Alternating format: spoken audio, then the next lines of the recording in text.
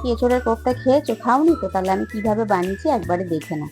দেখো আমি এঁচোড়টাকে ভালো করে কেটে নিয়েছি। এঁচোড়টা কিন্তু দুদিন কেটে আমি ফ্রিজে রেখেছি, ওই জন্য একটু কালো হয়ে গেছে। তার সাথে দুটো আলু, নুন, হলুদ আর অল্প তেল দিয়ে আমি ভালো করে সেদ্ধ করে নেবো। সেদ্ধ করে নিয়ে আমি হচ্ছে দেখো কি কি সব দিয়ে দেবো, টমেটো, পেঁয়াজ, ওইদিকে আদা, রসুন আর কাজু বাদাম পেস্ট আমি করে রেখেছি। আর এইদিকে কাঁচা লঙ্কা, ধনেপাতা, আদা, রসুন আর কিছুটা কিশমিশ আমি কেটে রেখেছি, ওগুলো কোপ্তার সাথে মেশাবো।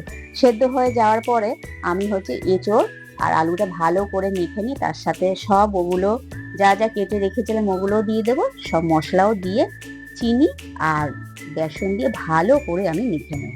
ঠিক আছে, খুব সুন্দর করে মাখতে হবে। মেখে নিয়ে দু হাতে আমি তেল মেখে নিয়ে সব কোপ্তার সাইজে এইভাবে করে করে নেব। মোটামুটি 15টার মতো কোপ্তা হয়েছিল, খুব ভালো হয়েছিল খেতে, জানো তো।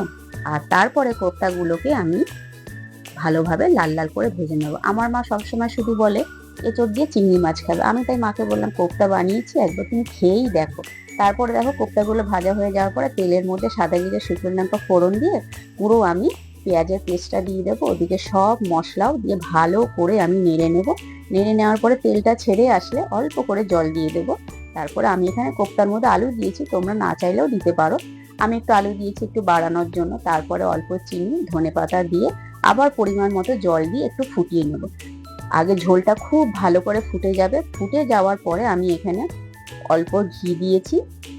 ঘি দিয়ে ভালো করে মিশিয়ে নিয়ে কোপ্তাগুলো দিয়ে আমি কিছুক্ষণ ফুটিয়ে আবার নামিয়ে নেবো। বেশি ফোটাবো না, তাহলে কোপ্তাগুলো পুরো ঘেটে যাবে। তাহলে তোমরা দেরি করছো মানে এঁচোড়ের কোপ্তা তাড়াতাড়ি বানিয়ে খাওয়াও, খুব ভালো লাগবে। তাহলে চলো, টাটা।